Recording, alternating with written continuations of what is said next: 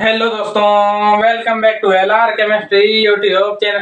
Chemistry की रंगीन दुनिया में आपका स्वागत है। केमिस्ट्री के इस चैनल में मिलेंगे केमिस्ट्री के अमेजिंग से क्वेश्चन आंसर और उनको सॉल्व करने के लिए धमाकेदार ट्रिक्स और साथ साथ कुछ विजुअलाइजेशन के साथ अमेजिंग से फैक्ट्स। तो दोस्तों, यदि इन सभी चीजों की रिक्वायरमेंट है तो प्लीज मेरे चैनल को सब्सक्राइब कीजिए और साथ साथ बेल आइकन को ऑन कर लीजिए ताकि मेरे आने वाले सभी वीडियो इनकी नोटिफिकेशन आप तक पहुंचती रहे। तो दोस्तों, जैसे कि आप जानते हैं कि मैंने चैप्टर नंबर 6 स्टार्ट किया हुआ है, जिसमें सबसे पहले मैंने जो है ना इस चैप्टर की जो भूमिका होती है या फिर जो इस चैप्टर के जो बेसिक पॉइंट्स हैं उनके बारे में बात किया। फिर उसके बाद तंत्र यानी सिस्टम, इंग्लिश में बोला जाए तो सिस्टम, यहाँ इंग्लिश पूरा लिखा हुआ है तो इंग्लिश से इंग्लिश लिख देता हूँ इस स्लाइड में। सिस्टम की बात की है, उसके बाद सराउंडिंग की बात की है, सराउंडिंग। देन हमने बात की है इंटरनल एनर्जी, एनर्जी। देन बात की हमने इसके बाद loss of thermodynamics, loss of thermodynamics. And इसके बाद फिर हमने बात की फर्स्ट लॉ की, और इसके बाद हमने एंथैल्पी के बारे में बात कर रहे हैं, कह दिया जाए तो ज्यादा बढ़िया है, एंथैल्पी। और यहाँ पर हम बात कर रहे हैं टाइप्स ऑफ एंथैल्पी के बारे में। और साथ साथ हमने इसके अलावा हमने क्या बात कर ली है, क्या बात की है, इसके अलावा तो ज्यादा कुछ बात नहीं की है। तो हम आपको बता दिए कि एंथैल्पी की जो एंथैल्पी क्या होती है, एक प्रकार की एंथैल्पी क्या होती है, एक प्रकार की हीट है। हिंदी में बोला जाए तो एंथैल्पी एक प्रकार की ऊष्मा है, पर ये एक स्टेबल या फिर कांस्टेंट प्रेशर पर, एक प्रकार की हीट या फिर ऊष्मा है कांस्टेंट प्रेशर पर। ये ध्यान रखें, मतलब कि स्थिर दाब पर, स्थिर दाब पर कोई ऊष्मा क्या कहलाती है, अपनी एंथैल्पी कहलाती है, एंथैल्पी। तो जितने भी अपन ने अब बात किए हैं तो एंथैल्पी में हमने बात किए थे इसके पहले एंथैल्पी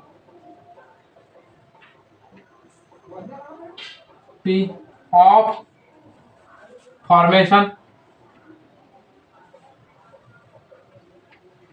एंड उसके बाद बात किए थे enthalpy of combustion, combustion, combustion, combustion. ये दो एंथैल्पी के बारे में हमने बात कर लिए थे। अब हम आज स्टार्ट करेंगे, हिंदी में बोला जाए तो विरेचन के एंथैल्पी, इसके बारे में बात कर लिए थे हमने, और साथ साथ दहन के एंथैल्पी के बारे में भी बात कर लिए थे, और इन पर आधारित एक एक न्यूमेरिकल भी कर लिए हैं। और अब बात करेंगे हम एंथैल्पी ऑफ, आज जो स्टार्ट करेंगे सबसे पहले वो हो गया एंथैल्पी ऑफ न्यूट्रलाइजेशन, न्यूट्रलाइजेशन। यहां से स्टार्ट करेंगे और बची हुई एंथैल्पी के ऊपर ध्यान देंगे।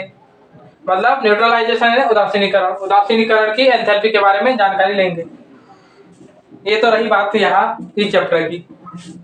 तो साथ ही साथ आपको बता दिया जाए, कल थी 23 अगस्त, कल शाम को 6:04 पर हमारा जो चंद्रयान 3 है, हमारे भारतवासियों के लिए काफी गौरव की बात है, और वह कल लैंड हो चुका है और सॉफ्ट लैंडिंग रही। और जो है अब धीरे धीरे अब रोवर से जो उसमें लैंडर था वो निकल चुका है आज सुबह, और साथ ही साथ अब धीरे धीरे वहां पर अपने जो प्रेक्षण है उनको लेना भी स्टार्ट करेगा धीरे धीरे। तो ये हमारे भारतीयों के लिए काफी गर्व की बात है कि चंद्रयान 3 आपका लैंड हो चुका है, और आज सुबह अच्छी खासी उससे जो रोवर है, रोवर से आपका लैंडर वो भी अलग हो चुका है। मतलब हमारे जितने भी अभी तक के प्रेक्षण है या फिर हमारे जितने भी सभी तरीके से भी सफल होता जा रहा है, सक्सेसफुल मिशन होता जा रहा है। तो हमारे भारतीयों के लिए काफी गर्व की बात है। तो हम चंद्रयान के बारे में किसी और दिन बात करेंगे। हम बात करते हैं आज थर्मोडायनेमिक्स चैप्टर नंबर 6 की। तो आइए नेक्स्ट स्लाइड में हम लेकर के चलते हैं आपको एंथैल्पी ऑफ न्यूट्रलाइजेशन पर। दोस्तों अब हम बात करेंगे उदासीनीकरण की एंथैल्पी। एंथैल्पी ऑफ न्यूट्रलाइजेशन की। तो आपको इससे पहले भी जो है ना इसके बारे में जानकारी दूं, इसके पहले एक छोटी सी जानकारी देना पसंद करूंगा कि जब भी आप जो है ना एसिड या बेस, ये जो है ना उदासीनीकरण की एंथैल्पी, मतलब उदासीनीकरण कहाँ होता है अपन देखते हैं, न्यूट्रलाइजेशन एसिड और बेस की रिएक्शन जहाँ होती है, एसिड प्लस बेस जहाँ मिलते हैं। और नॉर्मली यहाँ पे मिलने से क्या बनता है, हमें क्या मिलता है, एक सॉल्ट मिलता है प्लस वाटर मिलता है, ये मिल जाता है। कुछ इस तरीके की रिएक्शन होती है, acid plus base gives us salt and water, ये इस प्रकार की रिएक्शन होती है। तो जब भी ये रिएक्शन होगी तभी हमें न्यूट्रलाइजेशन की प्रोसेस प्राप्त होगी, न्यूट्रलाइजेशन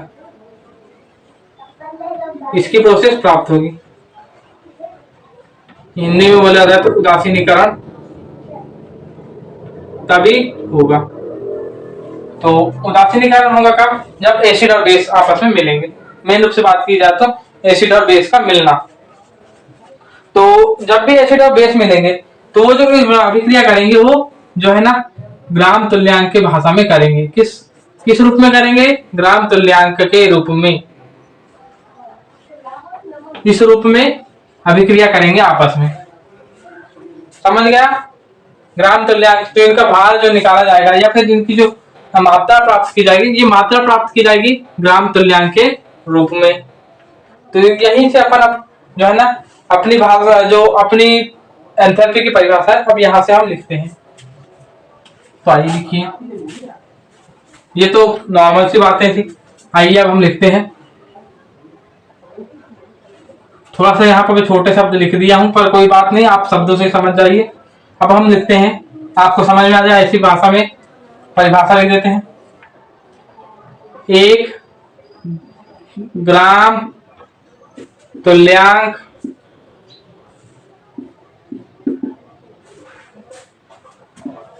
अम्ल या क्षार की अभिक्रिया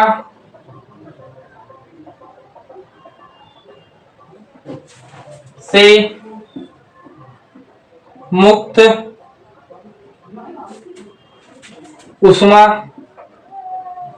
को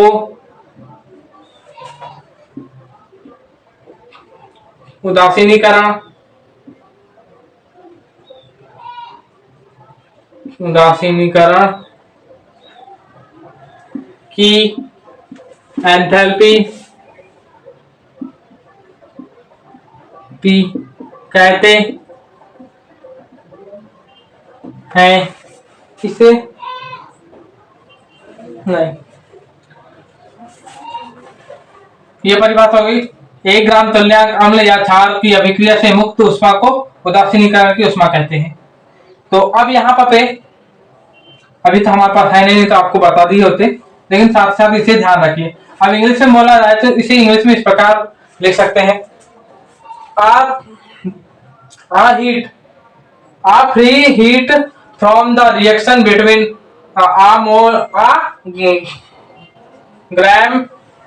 equivalent weight of any acid or base is called as a enthalpy of neutralization। ये हो जाएगी आपकी परिभाषा। तो यहाँ पर आपको एक चीज और बता दिया जाए कि नोट करके लिख लीजिए, नोट करके कि जो आपकी जो नॉर्मल होते हैं, मतलब प्रबल विद्युत अपघट्यों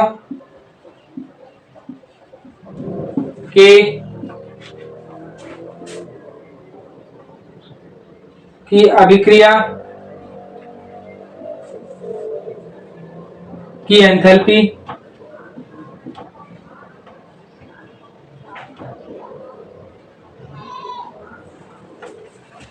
-13 किलो कैलोरी, -13.7 किलो कैलोरी पर मोल होती है। ये रही। अब यहाँ पे इस इतना तो पूरे को तो ध्यान रखना ही है। दो चीजें देख रहे हो, एक तो किलो कैलोरी पर मोल, ये हो गई आपके एंथैल्पी की, क्या होगा, इकाई, और जो ये माइनस का चिन्ह देखो इसका मतलब ऊर्जा मुक्त हो रही है। ये दोनों चीजों को आपको बार बार याद, बार बार ध्यान दिला रहा हूँ ताकि आपके दिमाग में छप जाए। बार बार ध्यान दिलाने के पीछे का यही कारण है। हम आप सॉल्व करते हैं अपना न्यूमेरिकल। ये रहा। तो न्यूमेरिकल कुछ इस प्रकार है कि 100 ml जिसके जो मोलरता है वो 0.1 मोलर है। HCl का उदासीनीकरण 100 ml जिसकी भी मोलरता 0.1 मोलर है। NaOH से कराने पर मुक्त ऊर्जा ज्ञात कीजिए। मतलब कुल मिलाकर के अभिक्रिया कुछ इस तरीके से है कि HCl में हमने कुछ इस तरीके से NaOH मिला दिया, और इस स्थिति में आपका जो है NaCl नाम का एक सॉल्ट बन गया और H2O रिलीज हो गया। ये हो गया कुछ इस तरीके से रिएक्शन है। ये आपकी सबसे सिंपल, और जो है आप एसिड बेस में सबसे पहले कोई रिएक्शन पढ़ते हैं तो आप इसी रिएक्शन को पढ़ते हैं।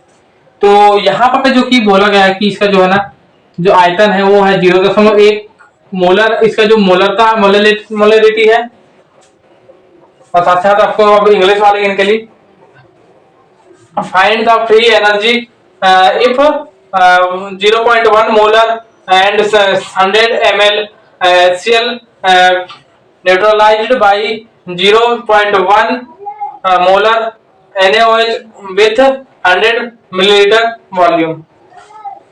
Then find the free energy from this reaction. Then reaction is very simple, very fast reaction from your acid base titration और acid base topic. आप जो है ना सबसे पहली शीट में रिएक्शन को पढ़ते हैं। तो यहाँ पर जो इसकी मोलरता है ये दी हुई है और 100 ml इसका आयतन दिया हुआ है। सेम यहाँ पर भी है कि 0.1 मोलर दिया हुआ है इसका क्या मोलरिटी, प्लस यहाँ पे 100 ml क्या दिया हुआ है 100 ml बताइए इसका वॉल्यूम दिया हुआ है। अब यहां से आप क्या करेंगे कि 1 मोल HCl, 1 मोल HCl कैसे निकालेंगे अब, बराबर जो आपकी जो मोलरिटी है आप खुद ही बताइए आपका जो मोल कैसे निकालते हैं आप बताइए, मोल कैसे निकालते हैं। मोल बराबर आपके जो या फिर मोलरता है ना, सॉरी मोलरता बराबर होता है क्या, मोल बटे में आयतन। अब ये होती है आपका सूत्र होता है कुल मिलाकर एक प्रकार से। अब इसमें आयतन का गुणा कर देंगे तो आपको मोल मिल जाएंगे। हाँ जी हाँ, इसी वजह से आपका HCl कितना है 0.1 मोलरिटी है, मोलरता सॉरी मोलरता इस तरीके से है। तो यहाँ आपने इसका तिर्यक गुणा कर दिया फिर पक्षांतर कर दिया तो मोल निकल जाएंगे, तिर्यक गुणा किए तो मोल निकल जाएंगे। तो यहाँ मोलरिटी ये दी हुई है और ये आयतन इस प्रकार से। तो यहाँ से आपको आयतन मिल जाएगा कितना 10⁻⁻, मोल कितने मिल जाएंगे 10⁻⁻2 मोल। अब यहाँ से साथ ही साथ आपको बता दिया जाए इसी तरीके से आप जो है ना 1 मोल सॉरी 1 मोल नहीं, मैं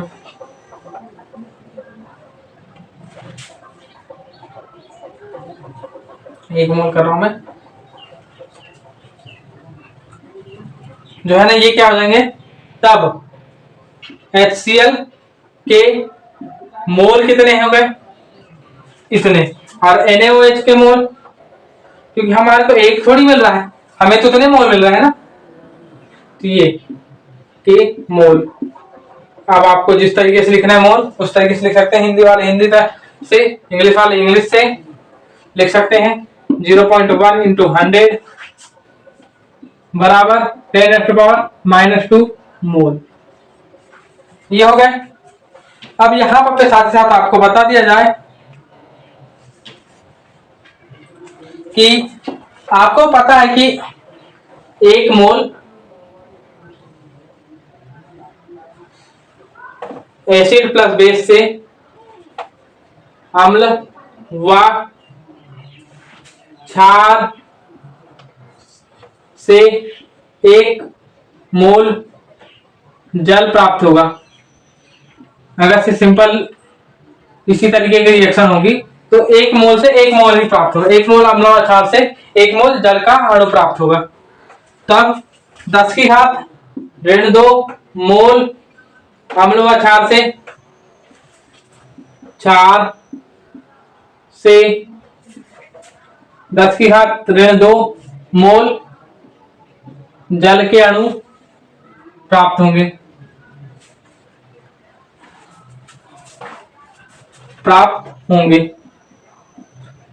अब समझ गए आप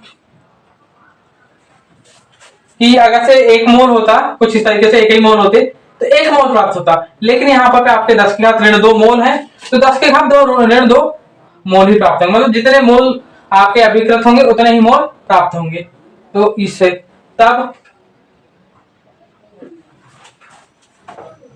10 की घात ऋण 2 मोल जल के अणु प्राप्त करने के लिए,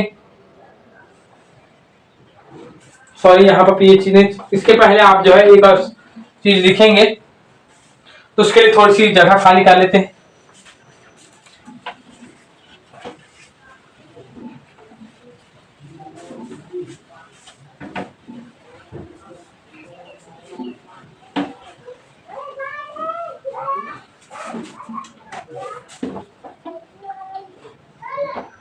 हम जानते हैं कि, क्या जानते हैं? अब यहाँ पर एक चीज देखिए आपने कि ये जो है HCl और NaOH प्रबल विद्युत अपघटन के दुर्बल, तो आप कहेंगे प्रबल है, ये दोनों प्रबल है। प्रबल विद्युत अपघट्य से जल का अणु प्राप्त करने पर 13.7 किलो कैलोरी पर मोल ऊर्जा मुक्त होती है।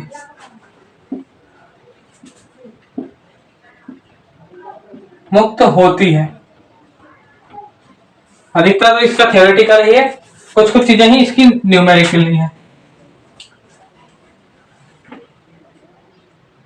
तब 10 की घात ऋण 2 मोल जल के अणु प्राप्त करने के लिए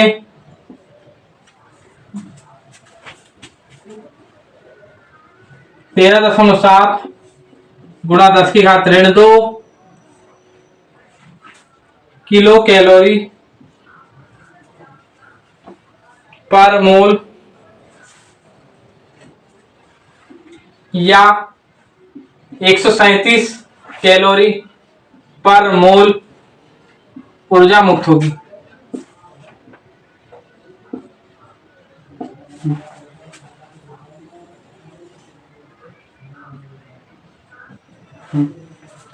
तो आइए, जैसे कि आपने देखा क्वेश्चन था 100 ml अगर से HCl लिया जाए और 100 ml ही आपका NaOH लिया जाए, दोनों की मोलरता सेम रखी जाती है 0.1, तो इन दोनों की जब रिएक्शन कराई जाती है तो हमें 10 की घात ऋण 2 मोल जल का अणु प्राप्त होता है। ये समझ गए किस तरीके से आपने मोल निकाले, और मोल निकालने के बाद कुछ इस तरीके से हमने जब मोल क्यों कैसे निकाले, तो हमको पता है कि मोलरिटी बराबर मोल बाई वॉल्यूम, इस फार्मूले से हमने मोल बराबर निकाल लिए मोलरिटी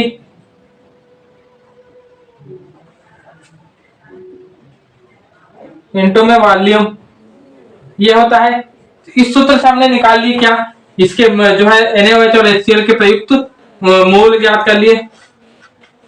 हमने क्या ज्ञात कर लिए, प्रयुक्त HCl और प्रयुक्त NaOH के मोल ज्ञात कर लिए। ये ज्ञात किए तो यहां से हमें जो है कितने मोल जल का अणु प्राप्त होगा ये पता कर ली। हमको पता है कि प्रबल विद्युत अपघट्य से 13.7 किलो कैलोरी ऊर्जा मुक्त होती है।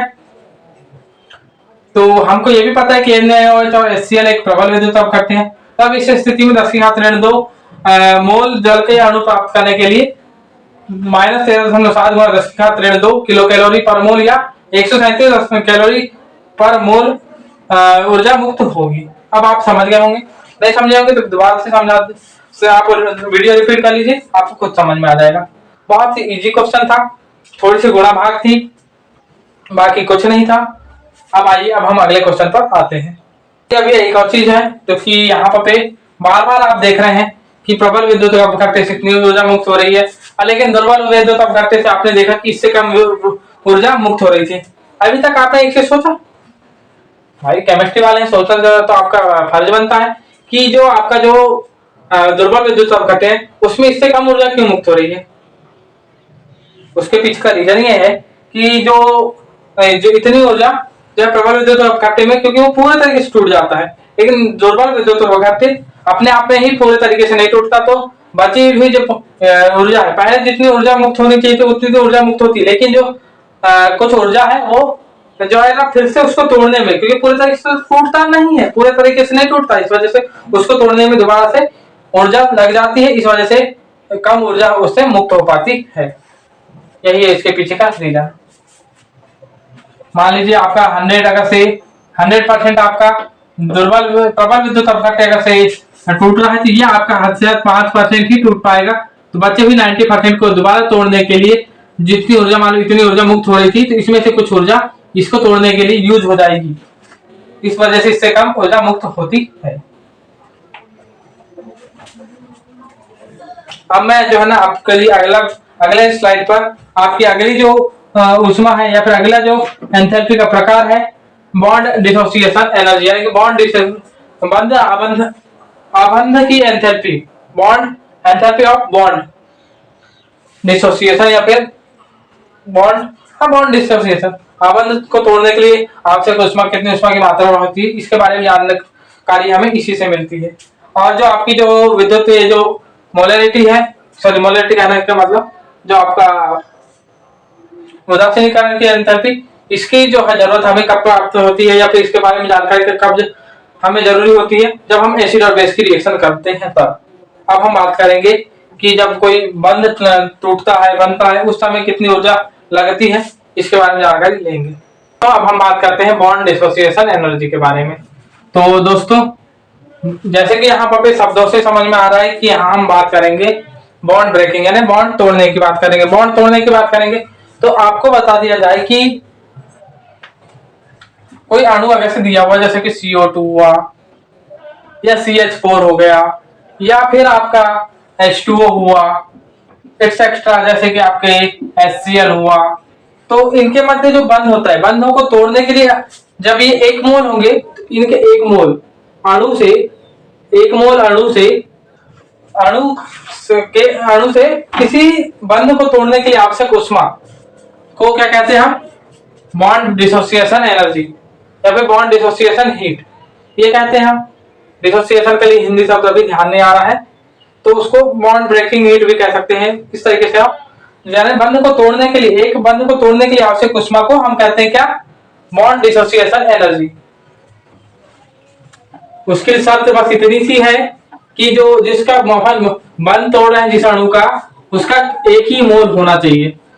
इसके लिए एक ही जो शर्त है वो है 1 मोल अणु होना चाहिए। हम बात क्या करते हैं, आप खुद ही सोच रहिए, आपको बार बार लिख करके बता दिया जा रहा है कि किलो कैलोरी पर मोल जो है ना ये एंथैल्पी की इकाई है, तब हम हमेशा काय की बात करेंगे? 1 मोल की अधिकतर बात करेंगे। अब यहीं से अब एक और शब्द आता है बॉन्ड एनर्जी। अधिकतर लोग जो है ना बॉन्ड एनर्जी और बॉन्ड डिसोसिएशन एनर्जी को एक ही समझते हैं। तो आपको बता दिया जाए कि ये दोनों, जैसे HCl हुआ या फिर Cl2 हुआ, H2 हुआ या फिर F2 हुआ, जिनमें केवल एक बंध होता है, उनके लिए तो ये सेम हो जाता है। लेकिन जैसे CH4 हुआ, CO2 हो गया, O3 हो गया, एक्सेट्रा, इतने सारे जितने अणु मैं बोल रहा हूं, इन अणुओं के लिए ये बात अलग अलग हो जाती है। जिनमें एक से अधिक बंध होते हैं। तो उनके लिए कैसे ज्ञात करेंगे, तो जो है ना ये क्या होता है, आप जो है डायरेक्टली अब ध्यान रखिए कि जो है ये है बॉन्ड डिसोसिएशन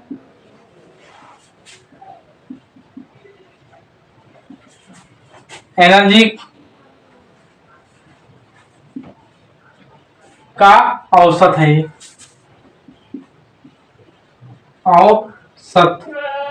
औसत है, ध्यान रखिएगा। जैसे कि आप देखेंगे, जैसे अपन ने बात की मीथेन की, मीथेन की बात करेंगे हम, तो मीथेन का जो है ना आणविक सूत्र CH4 होता है, जिसको आप कुछ इस तरीके से ड्रॉ करेंगे। मान लीजिए इसकी बॉन्ड डिसोसिएशन एनर्जी X1 है, इसकी X2 है, X3 है और इसकी X4 है, किलो कैलोरी पर मोल है। ये मान लीजिए ये क्या है, बॉन्ड मतलब BDE, बॉन्ड डिसोसिएशन एनर्जी क्या क्या है, X1 किलो कैलोरी पर मोल, दूसरी तरफ है X2 किलो कैलोरी पर मोल, X3 किलो कैलोरी पर मोल एंड फोर्थ नंबर पे है X4 किलो कैलोरी पर मोल। अब हम बात करेंगे जब जैसे बॉन्ड एनर्जी की बात करेंगे, बॉन्ड एनर्जी क्या हो जाएगी आपकी, यही तो थी कि आपकी बॉन्ड डिसोसिएशन एनर्जी जिनको अपन ने अलग अलग प्राप्त करे, क्या X1 X2 X3 X4 kilo calorie पर मोल। लेकिन जैसे हम बात करेंगे बॉन्ड एनर्जी की, तो वो केवल एक ही प्राप्त होगी, क्या प्राप्त होगी, वो एक ही X किलो X जो की होगी X1 plus X2 plus X3 plus X4 और ये कितने हैं, 4 हैं। इस तरीके से इसका एवरेज याद कर लेंगे, जो कि आपका X किलो कैलोरी पर मोल हो जाएगी। तो ये रही बात आपके बॉन्ड एनर्जी की। अब हम बात करेंगे, अगली जो बात रहेगी वो रहेगी आपकी जो इस पर आधारित, बॉन्ड एनर्जी पर आधारित एक न्यूमेरिकल रहेगा, और इसके बाद हम कुछ जो है ना आपके एक या 2 या 3 आपके वो रहेंगे, एक इस चैप्टर पर आधारित कुछ तार्किक प्रश्न है जो कि आपके दिमाग को कुछ आपको सोचने पर मजबूर कर देंगे, और जो है कॉम्पिटिटिव एग्जाम्स पर वो जो है काफी काम आते रहते हैं, इवन JEE नीट में भी। तो आइए अब हम बात करते हैं उनकी। अब हम बात करेंगे, ये एक न्यूमेरिकल है जिसमें एक रिएक्शन है A2 + B2 बराबर यानी से हमें 2AB प्राप्त हो रहा है, और इससे हमें -200 किलो कैलोरी पर मोल ऊष्मा प्राप्त हो रही है। और यहाँ पर जो बंद ऊर्जाओं का अनुपात है, और ये बंद जो है ना एक हमने बता चुका हूँ मैं आपको कि किसी भी एक ऊष्मा से हम दूसरी ऊष्मा को कंपेयर कर सकते हैं। तो ये जो है इसको हम बंद ऊर्जा से कंपेयर कर सकते हैं। तो यहाँ बंद ऊर्जाओं का अनुपात क्या दिया हुआ है, 2:1:1 दिया हुआ है। तब इससे हम अनुपात से क्या कर लेंगे, अपन मान लेते हैं अपन अनुपात से कि माना ए की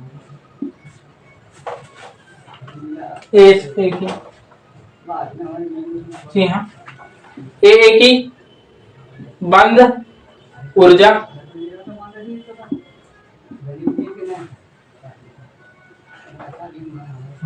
मैं जरा कुछ यहाँ पे क्या है, ए के साथ क्या है, देखिए ए के साथ 2 है, तो 2x मान लेते हैं। तब ए के बाद आती है दूसरे नंबर पे बी है, जिसकी अब हम मान लेते हैं x, और ए बी की है कितनी, दोबारा से x, क्योंकि देखिए ए के साथ 2 है, बी के साथ 1 है, और बी के साथ भी 1 है। इस वजह से इस तरीके से अब आप जो है ना आपको बता दिया जाए कि एक सूत्र होता है डेल्टा एच आर का, आपने पढ़े हुए हैं, delta H of P minus delta H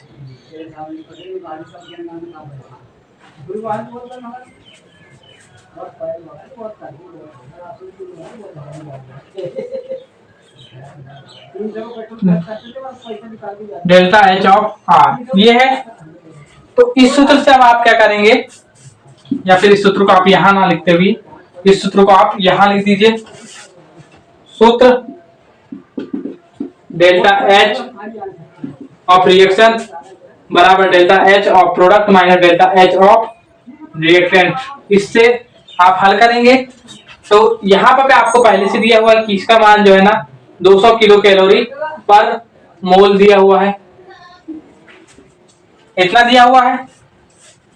आपका प्रोडक्ट क्या बन रहा है AB, और AB के कितने अणु बन रहे हैं 2 अणु बन रहे हैं, तो 2 और X ये है। उसके बाद जो आपका रिएक्टेंट है A, तो इसका पहले से कितना है 2X, इसकी जो बंद ऊर्जा है 2X है, और जो आपकी कहना चाहिए BB की है X ये है। तो यहां से फिर से हो जाएगा -200 बराबर 2X माइनस 3X, -200 बराबर 2X माइनस 3X। तो यहां से बन जाएगा आपका क्या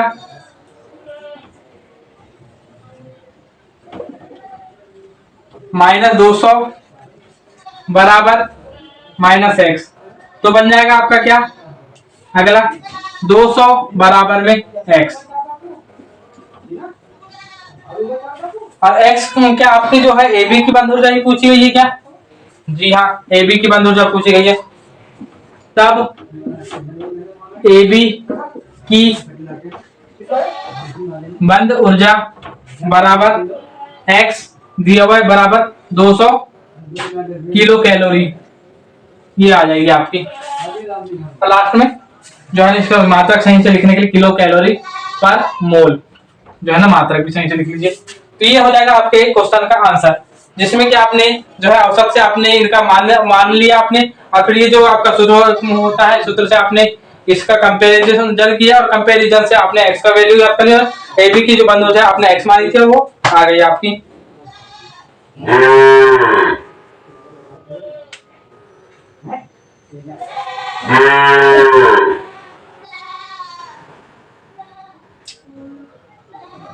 सॉरी दहन की एक चीज है कि दहन की एंथैल्पी की तरह इसमें भी जो है ना यहाँ रिएक्टेंट में से प्रोडक्ट की बात आएगी, रिएक्टेंट में से प्रोडक्ट की बात आएगी यहाँ पर पे। तो रुकिए तो यहाँ पर जो है जैसे आपने इसको पलटा तो 2x plus x minus 2x कुछ इस तरीके से बन जाएगा, जिसको आपने इसको इस तरीके से लिया तो ये बन जाएगा आपका 3x माइनस 2x। तो यहाँ पे ये x बराबर आ गया, x बराबर -200, तो x बराबर -200 आया। तो यहीं से डायरेक्ट अब आप बता दीजिए यहाँ पे इसकी जो बॉन्ड एनर्जी है वो इस तरीके से आ गई है। बस थोड़ा सा जो है ना कंफ्यूज हो गया था मैं यहाँ पर, तो वो इस तरीके से आ जाएगा। डायरेक्ट ये ध्यान रख लीजिए कि आप जो है अब आपने लिख दिया होगा, अब हम जो है डायरेक्ट इसका एक सूत्र ध्यान रख लीजिए।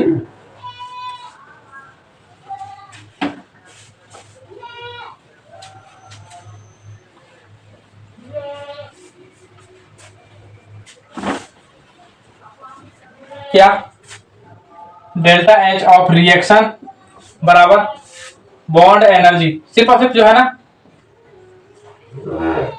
बॉन्ड एनर्जी ओनली एकमात्र ऐसा टर्म है जहां पर पे आपको रिएक्टेंट में से प्रोडक्ट को घटाना पड़ेगा, तो बाकी हर जगह प्रोडक्ट में से रिएक्टेंट आपके जो ऑक्सीडेशन या सॉरी दहन की जो कंबशन की भी होती है वहां पर पे भी जो है ना केवल मुझको भी आता है कि केवल एक है और वो एक बॉन्ड एनर्जी वाली बात है, और कंबशन में भी आपको प्रोडक्ट में से रिएक्टेंट को ही घटाना पड़ेगा।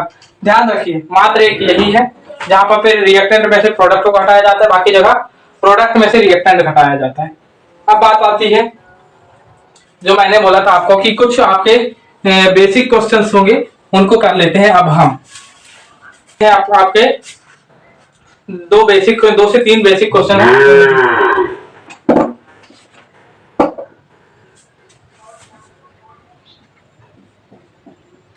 तो पहला क्वेश्चन है सिंपल है वो उष्मा गति की, जिसको आप सिर्फ और सिर्फ सिंपल क्वेश्चन ना समझते हुए इसको नोट में लिख दीजिए। उष्मा गति की के प्रथम नियम में अवस्था, हाँ, दो राशियां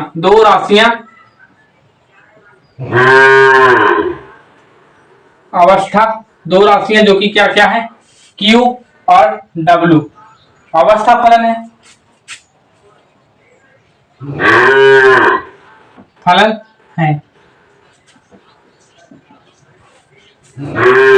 और यहीं पर आप जो दूसरी जो बात लिखा सकते हैं, जो पथ फलन है, पथ फलन में भी आपके क्या आ जाएंगे, डेल्टा U, तो आपका क्या हो जाएगा, पथ फलन हो जाएगा, डेल्टा U पथ फलन है। तो ये बात होगी। सॉरी, पथ फलन और अवस्था फलन में मैं कंफ्यूज हो गया। Q और W जो है ना आपके पथ फलन हो जाएंगे, क्योंकि ये तय किए गए रास्ते पर निर्भर करते हैं। और जो है अवस्था फलन हो जाएगा मात्र डेल्टा U अवस्था फलन है। एक और क्वेश्चन है कि जो मैं 4 कथन लिखूंगा नीचे, तो उनमें से कौन सा कथन सत्य है ये बताना। तो कथन कुछ इस तरीके से है कि आइडियल गैस हेतु समदाबी प्रक्रम में, समदाबी है कि तापी, समतापी है, माफ कीजिए, समतापी। हमने इन सभी के बारे में जानकर समतापी समदाबी इन सभी के बारे में आपसे बात कर ली है। डेल्टा H डेल्टा E बराबर 0। दूसरी बात, रुद्धोष्म प्रक्रम, रुद्धोष्म प्रसार में ताप बढ़ता है A B C। चक्रीय प्रक्रम में कार्य शून्य,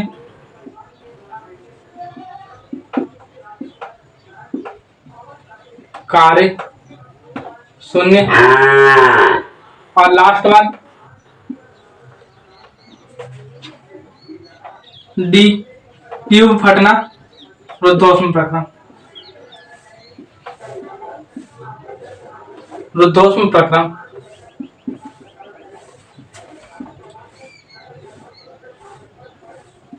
है तो यहाँ देखिए कि जो आपके डायरेक्टली ध्यान रखिए कि जो आइडियल गैस हेतु डेल्टा H और डेल्टा E का मान 0 होता है। ये आपके सबसे जो डायरेक्ट क्वेश्चन है, यहाँ पे आपको बता दिया जाए कि रुद्धोष्म प्रक्रम में ताप बढ़ता है, यही है क्वेश्चन में। तो जी नहीं, ये भी गलत है। रुद्धोष्म प्रसार जो होता है वो आपका एकदम अचानक होता है, और रुद्धोष्म प्रसार में जो है ना ताप, जी हाँ माफ कीजिए, ताप तो बढ़ता है, ताप बढ़ता है इसमें रुद्धोष्म प्रसार में, रुद्धोष्म प्रसार जिसमें दाब बिल्कुल बिल्कुल हाँ। और उसके बाद चक्रीय प्रक्रम में कार्य शून्य होता है, ये भी सही है। और डी ट्यूब का फटना रुद्धोष्म प्रसार है, ये भी सही है। यहाँ पर बात आ रही है बी में, मेरे को जो कंफ्यूजन हो रहा था वो आप समझ में आ रहा है कि यहाँ पर जैसे आप जो है रुद्धोष्म प्रसार है तो उसमें एक आयतन बढ़ेगा, तो आयतन और आप जो है ना आयतन बढ़ेगा तो ताप अपने आप, क्योंकि उस समय जो है ना दाब जो है स्थिर है, दाब स्थिर है, इसका मतलब ताप अपने आप घटेगा। आयतन बढ़ने से ताप घटेगा, इस वजह से प्रसार में ताप बढ़ता नहीं है, घटता है, इस वजह से ये गलत हो जाएगा। तो ये रहा दूसरा क्वेश्चन। और तीसरा क्वेश्चन है कि तीसरा क्वेश्चन जो है ना बिल्कुल नॉर्मल है, और इसको जो है मैं आपके जब PDF दूंगा तो वहां पे आपको इसका सॉल्यूशन प्रोवाइड कर दूंगा। दोस्तों इसी के साथ मेरा यह वीडियो खत्म होता है, तो वीडियो कैसा लगा कमेंट जरूर कीजिए नीचे, और इसी के साथ इस वीडियो की समाप्ति होती है। जय श्री राम।